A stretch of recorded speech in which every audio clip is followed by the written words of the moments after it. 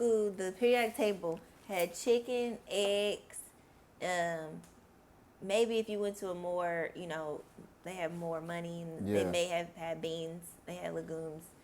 But I'm just saying, like, mine was like chicken, eggs, maybe a steak or something was in the corner. Yeah, the beef. bottom was just like rice, bread. It was a lie. My point. It Like, was to a lie. say that I needed that system and then put it in a pyramid at that. Right.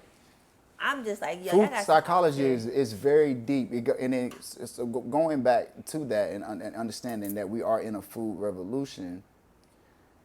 What morals and principles do we stand on, as the great Angela Davis said? Right. Revolution doesn't always have to look volatile, but what morals and principles do you stand on? And the morals and principles that we stand on is a holistic lifestyle. The morals and principles that we stand on is wellness as a whole. You're whole, coming to the table whole, eating whole foods, emotional, social, intellectual, occupational, the whole elements of wellness, right?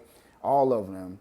And we're taking those and we're promoting those every day of our existence, and showing like, okay, we're fighting back in this revolution by way of being an exemplar of how we need to be moving forward as a human race.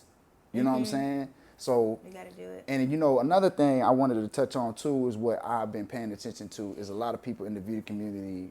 They put a lot of emphasis on how animals are treated. Now, we love the animals too, and we understand that this has to stop going on with the animal agriculture, and it's polluting the earth.